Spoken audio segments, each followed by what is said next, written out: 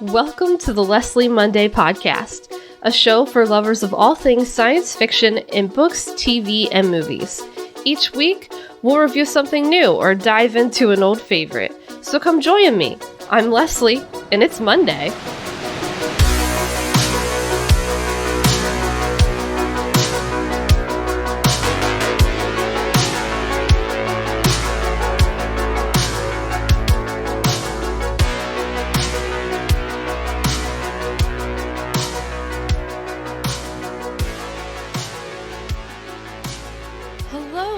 Welcome to the Leslie Monday Podcast. I'm Leslie, and today I kind of have a surprise for you. I'm going to be doing episodes 9 and 10 together. So today we're going to be talking about The Expanse Season 5, Episode 9, and Episode 10. I just thought I watched Episode 9 and I was really ready to see the finale, so I went ahead and watched it. And then I thought, well, I'll go ahead and just do both of the episodes in one. So it's Episode 9, Winnipesaukee. I'm sure I'm butchering that. And then Episode 10, Nemesis Games, which I like how they keep consistent with naming the final episodes of seasons after the books of the storyline that they're in. I just kind of want to jump straight into it. Episode 9 for me kind of felt like part setup for Episode 10, and then basically just finishing out Amos and Melba's storyline, mostly Amos's storyline since we kind of started with him, and she came in along the way. We see Amos, Melba, and Eric and their crew get to that island, get the shuttle, struggle fixing it, finally being able to fix it, and of course they face that security shakedown, which is kind of what I said, I don't remember which episode number it was now, but when Amos and Melba are making their way to that original UN relief station before they decide to go to Baltimore, and they're crossing that bridge, and I said, I'm just waiting for somebody to show up and be like, I'm here to take the toll for you to cross my bridge. Well, that's kind of what we have going on now. We have that security force on the island. They're really the only people probably with weapons, and we see them wearing bulletproof vests, like body armor and stuff, and they're basically shaking down all the people who are there for whatever food and power and whatnot is left, and of course they have to deal with that issue. But a large chunk of that episode was really just kind of addressing their storyline of those difficulties they're facing, trying to get that suborbital shuttle to work, and then of course finally making it work, and everybody having to hurry up and run onto the shuttle while they're being attacked by that security force, because of course, they want that shuttle and to be able to get off the island, and they do some good. Melba convinces them to take some of the people with them, and the servants who were in the house, or the staff, they're basically treated like servants though, with them up to Luna.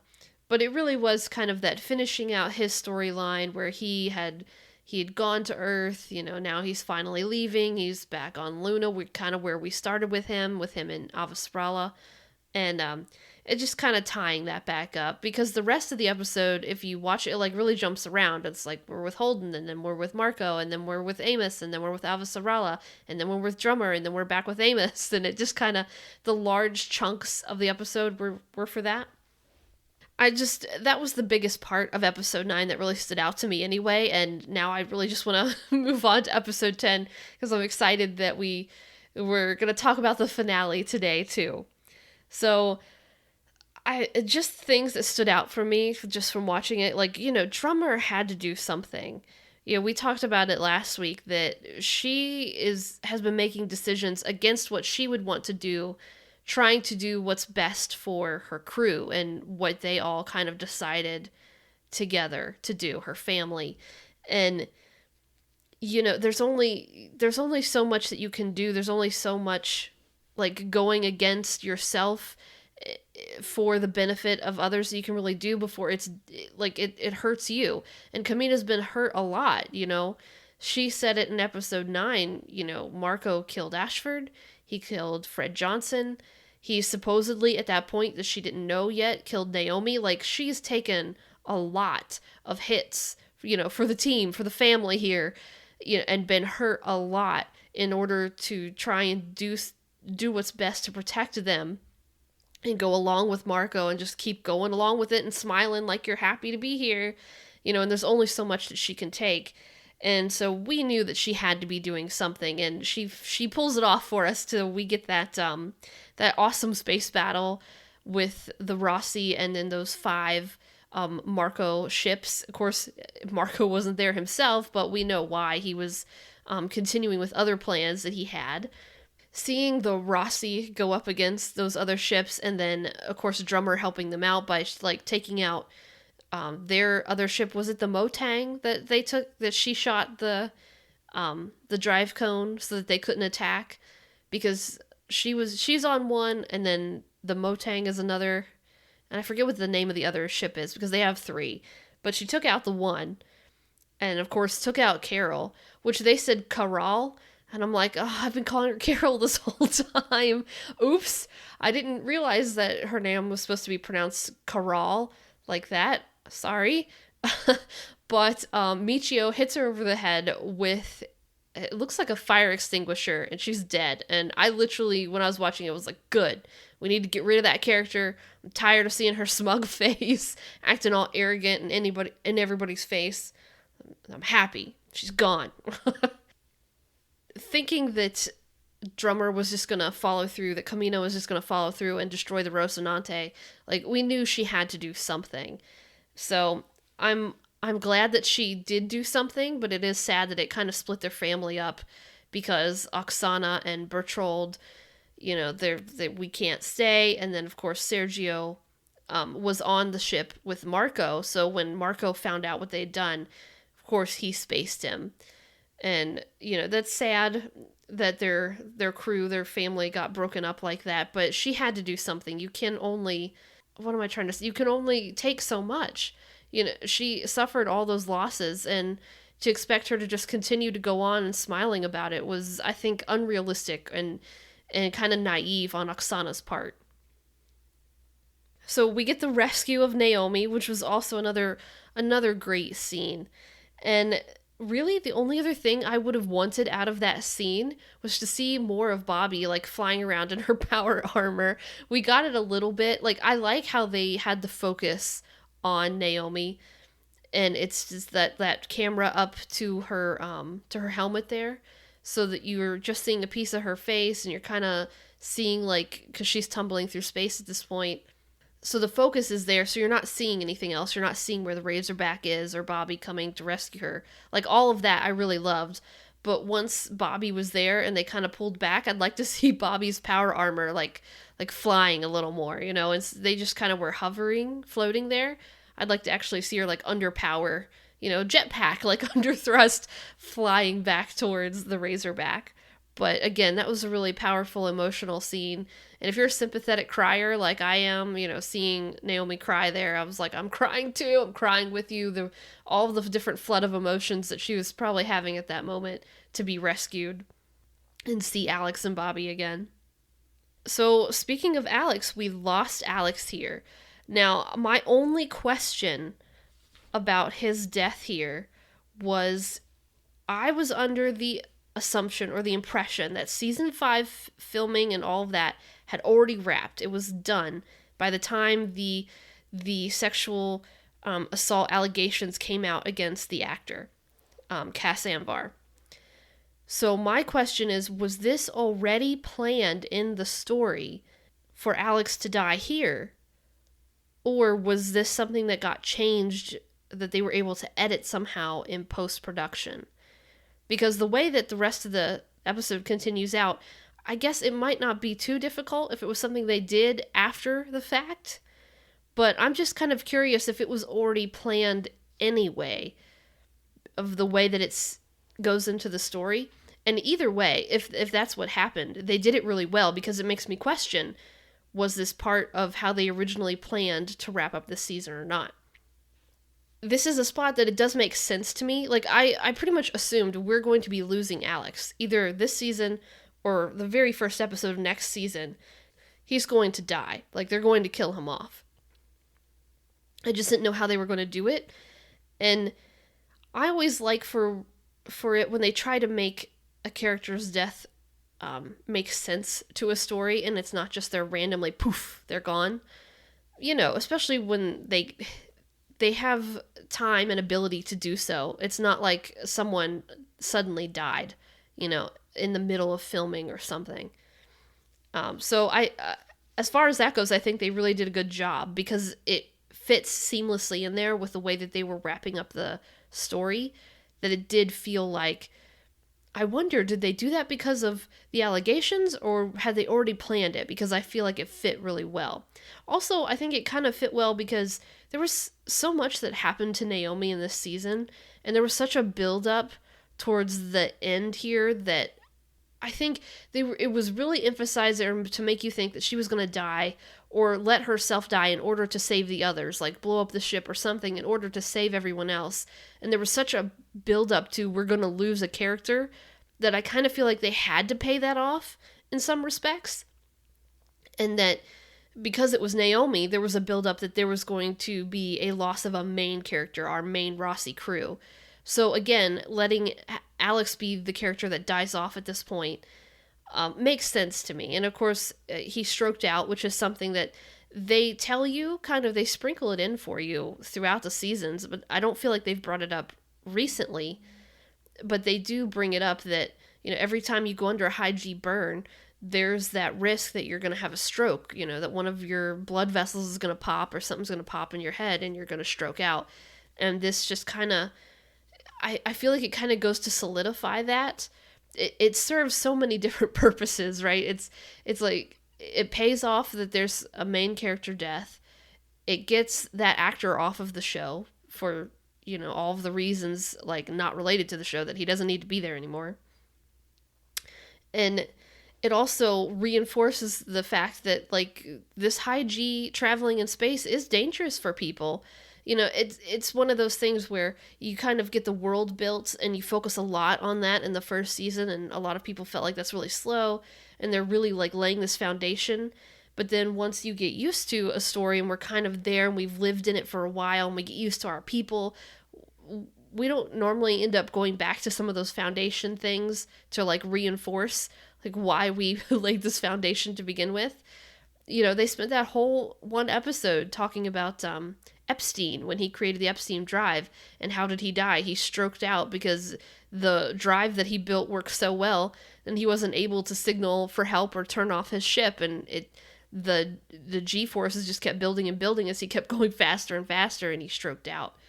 It just kind of checked off a lot of little boxes to have his character death there. So for me, that, I don't know, 30-ish minutes or first half pretty much of the episode kind of felt like, okay, we're finishing tying off everybody's little individual storylines. In episode 9, we tied off Amos's storyline and we get Melba along there as well. This was tying off, okay, we know that Drummer's not going to destroy the Rocinante, so we tied that up real quick at the beginning. We got Alex and Bobby saving Naomi. We got them meeting back up with Holden. You know, we kind of got everybody all together. And then they had a lot of, okay, now we've got to kind of continue the wrap up and then also set up for for season 6 that's coming. And all these different little jumps to the different little tie-ups kind of reminded me of watching Lord of the Rings, The Return of the King, and how people made fun of it for having, like, all these different endings, because you get one ending and then you go to wrapping up another scene, and then you have, like, Frodo and Gandalf leaving, and then you have another, and it kind of just, like, wraps up, and then wraps up. This is kind of what that reminded me of, because we kind of get the wrap-up of all the things that are happening, and then they're making their way back to Luna, and then they're all together back on Luna, and there's wrap-up there, but then there's still other things happening to set up for season 6. So it's kind of half and half episode that way for me. And that's kind of good and bad. Like, it's good, but I do feel like they've done season-ending episodes better than this one. Like, I'm trying to... Well, you're like, well, they did 4 seasons. Well, so even the ending of season 4, setting up for season 5, I feel like was a better wrap-up and then set up.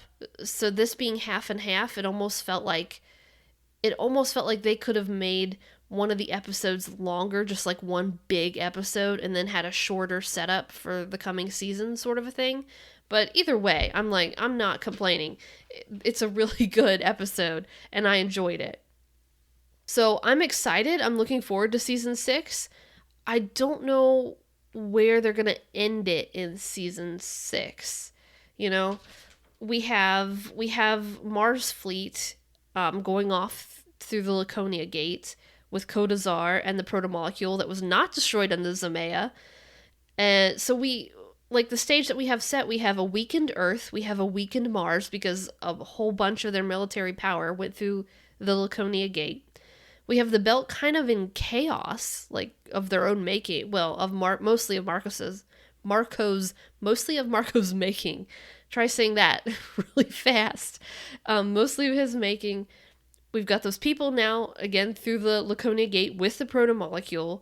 Like, where are they going to go now? What are they going to do now?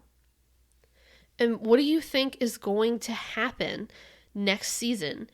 I've seen a few rumors on the internet that they might not end with season 6 like they had previously said, which is, fantastic. I'm all for it. My only question is still centered around the same question I had when I first, heard that they were going to end with season 6 is what are they going to do about that time jump?